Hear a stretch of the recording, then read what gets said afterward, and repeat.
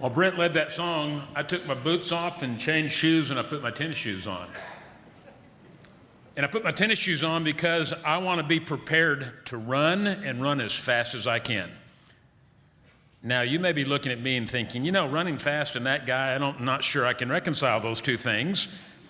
I actually got a really nice compliment several years ago. I was a head men's counselor at Camp Zenith at Oklahoma Christian, and some of my leading male campers decided that it was a good idea to go get in the water fountain in front of Oklahoma Christian at 1:30 in the morning. So when I got out and saw them out, of course, they scattered like quail, and I chased them back to the dorm, and they were out of breath, and they looked at me and they said, "You run really fast for an old man." I took it as a compliment. I have my tennis shoes on this morning at this moment because I want to run and run as fast as I can. And when I finish this morning, I hope I am not the only one eager to put their tennis shoes on and run as fast as you can as well. In 1997, Mitch Albom wrote the book entitled Tuesdays with Morrie. It became a best-selling book. It was on the New York Times best-selling list for weeks and weeks. Mitch Albom's a really good author, and that's a really good book. In more recent years, I believe it's 2017, Albom was interviewed by a group of individuals, and during the course of the interview, he was ridiculed. Ridiculed because he emphasized the value of a father's presence and influence. And they just tore him apart simply because he talked about the inherent value of a father's presence and influence. Albom did what any good author would do. He had a written response. And I want to share with you a little portion of his written response to this particular interview. Here's what he says. I can cite a few things that I got from my own father. Strength, quiet confidence, discipline, responsibility, and love. All displayed differently from my mother, which was fine. My father also taught me how to be a husband, how to respect a woman, when to lead and when to support. He goes on to say, it's true. Not all men are like my dad, but plenty are. And fatherhood didn't suddenly, after thousands of years, lose its value. It may be trendy to dismiss dads as little more than fertilizer, but it's not true. In fact, it's pretty foolish. I remember someone from my childhood frequently saying, he needs his father to do that. It was my mother who said that frequently during my childhood. What a solid tribute. What a solid tribute to his father. Obviously, his father did a lot of things right as he was growing up. But one quote I appreciate in particular, he says, fatherhood didn't suddenly, after thousands of years, lose its value. I want to make two very quick observations before I go any further saying anything about fatherhood this morning. The first observation I want to make is I readily acknowledge this morning that this is potentially a very sensitive day for a lot of people for a lot of different reasons. I made the same observation last month on Mother's Day because I realize it brings to the surface a lot of emotion, a lot of feelings based on your own personal circumstances. As I look back at my own formative years, one particular evening stands out. The summer after my sophomore year in high school, one of my running buddies came by to pick me up. We were going to go play tennis that night. And he told me as we were driving to the tennis courts, oh, by the way, my father was arrested last night. He was arrested because in a drunken rage, he assaulted my friend's younger sister. She was 14 at the time. We were 16. And I was a little puzzled because this is a professional man. He had been a career military officer, was retired from the military, but still a professional. And here's a guy who ultimately went to prison, charged with aggravated sexual assault. I was so incredibly naive at 16 because I honestly and seriously did not know that fathers were capable of such things. I had no inkling. I was clueless, so naive. And literally overnight, my friend, whose name is also John, became fatherless. 4 months earlier, that same year, it was 1978, my own father passed away very unexpectedly.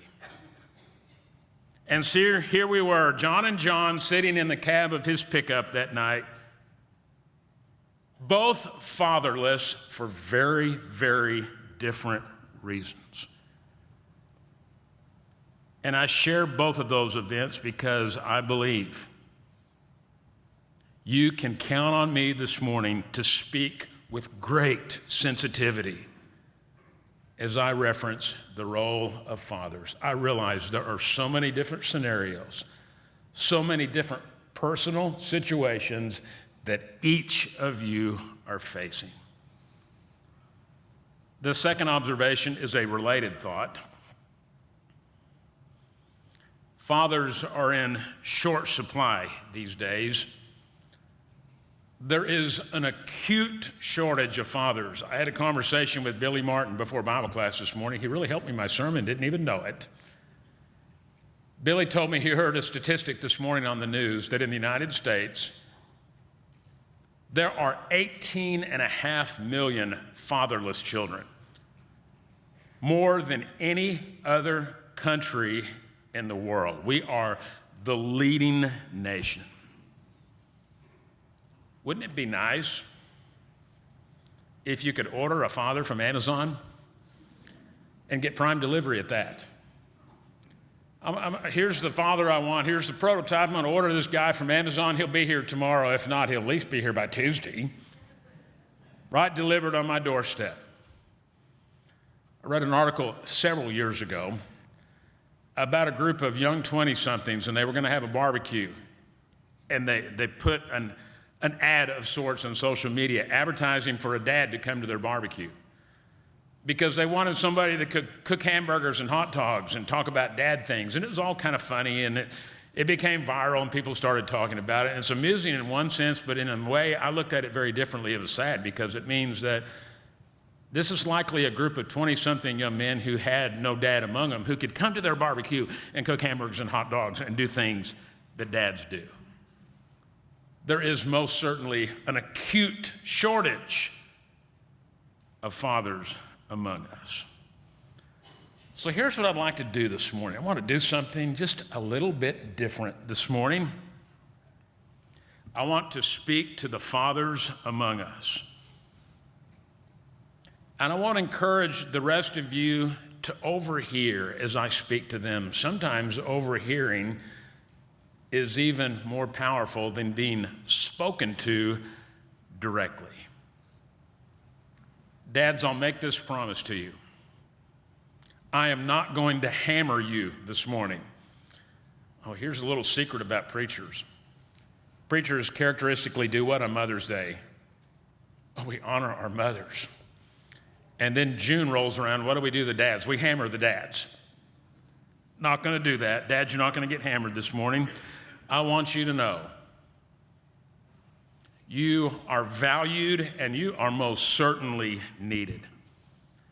As Mitch Albom very appropriately pointed out, fatherhood didn't suddenly, after thousands of years, lose its value. There is a mission for you, should you decide to accept it. I'm going to read a portion of the parable of the loving father in Luke chapter 15. Not going to read all of it, just a portion of that parable. I'd like to encourage you this morning just to listen and listen very carefully and listen to the parable through the ears of a father. And even listen from the perspective of the father who is portrayed in the parable. I'll begin in the second half of verse 11 in Luke chapter 15. There was a man who had 2 sons. The younger one said to his father, "Father, give me my share of the estate." So he divided his property between them. Not long after that, the younger man got together all he had, set off for a distant country, and there squandered his wealth in wild living. After he had spent everything, there was a severe famine in that whole country, and he began to be in need. So he went and hired himself out to a citizen of that country who sent him to his fields to feed pigs. He longed to fill his stomach with the pods that the pigs were eating, but no one gave him anything.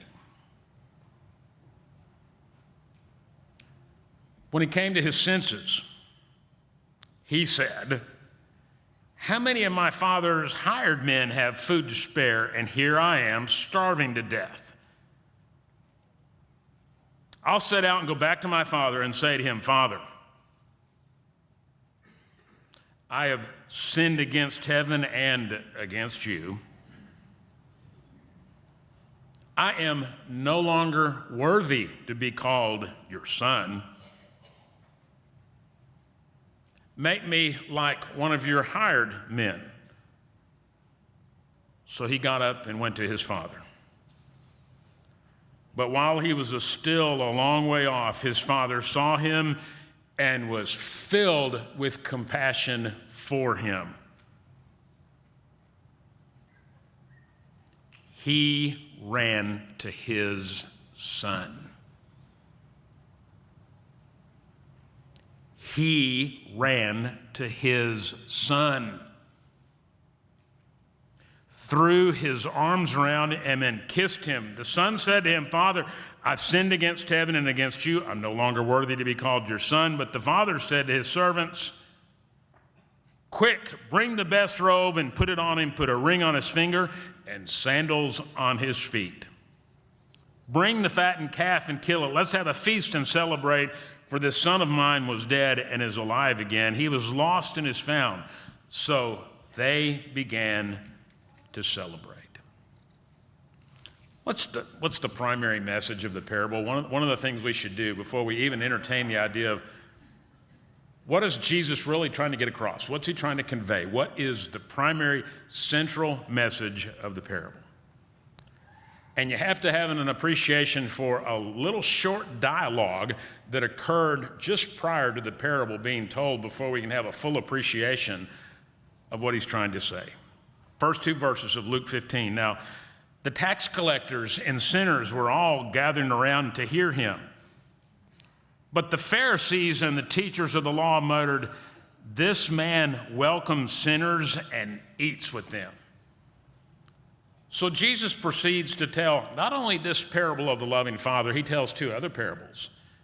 He tells the parable of the lost sheep, where this shepherd leaves the 99 and goes after the one, and then tells a second parable regarding a lost coin as well in Luke chapter 15, verse 8, because he's trying to communicate the inherent value of every single created person and the love and concern that God has, God the Father has for every single individual. The parable of the loving Father. It's powerful and drives the point home really well. So therefore, this father who ran when he saw his son, this father who is filled with compassion, is a symbol of our Heavenly Father and a symbol of the mercy and compassion, the openness, the willingness to forgive that God demonstrates toward us. What I'd like to do this morning is focus exclusively on one thought in the parable, and that is this: the father ran. He ran to his son. He ran. And just a little quick crash course on Jewish culture. Proper Jewish men didn't run. That was sort of unheard of. That would have been, people around would have shaken their head. Well, what is he doing? But he ran. And the truth is, you would too. You would in a heartbeat.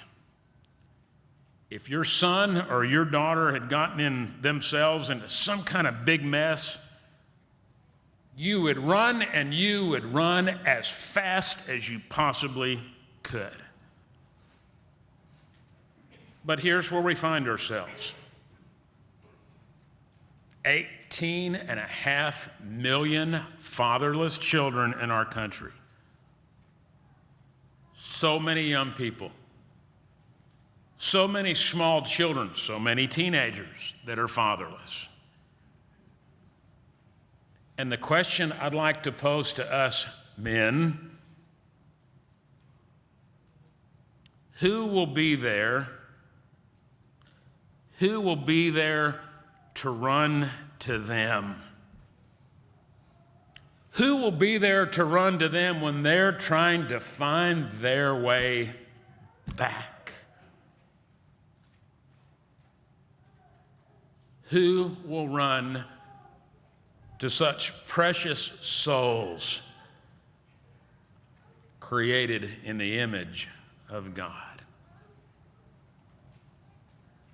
Here's the answer. You'll be there. And I will join you. I'll be there. Those of us who are already fathers will be there.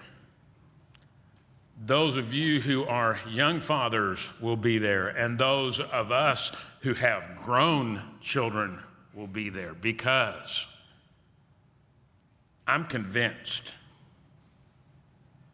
being a father is a calling. It's an identity thing. You're a father. You are a father. You are a father, period. End of story. It is a calling. And those of us who are old guys, those of us who have adult children, I think we know a little bit about being a father. We've had a little experience. And the other thing is, we've made our share of mistakes. Some of us have made more than our share of mistakes in raising our own children. Men, we don't have the luxury of sitting around. We don't have the luxury of leaving our boots on. We need to take our boots off and put on our tennis shoes and be prepared to run. These are desperate times for children. These are desperate times for fatherless children. Good men like you are in very short supply. We can't walk. We must run. These are desperate children looking for someone who will step up and be a father. Men who are certain of their calling, called to be a father. I've been thinking about events of the last several months, and some of you have shared in these events with me. I've been thinking about mentoring at Granbury Middle School this last spring semester. Boy, that was an eye-opening experience. I haven't been around middle school kids in a long, long time. It's been a while, and believe it or not, I'm going back for more. We're going back for more in August when school starts on the 16th of August. You know what one of the most fun parts of mentoring was for me? Is watching other men. Watching other men with their mentees as I'm sitting here waiting for my student. I'm kind of listening to a little bit of this interaction and observing just the demeanor, just the whole experience. And I'd walk away thinking, I'm around some real pros. I worship with some really fine men who are unselfish and giving and totally invested. There are additional plans that are in the works, even as I speak, that are going to occur across the street at Granbury High School during the course of this school year. It may look a little different than what we're doing at GMS, but it's definitely in the works. I suspect that several of us have even individuals in our own extended families who are fatherless.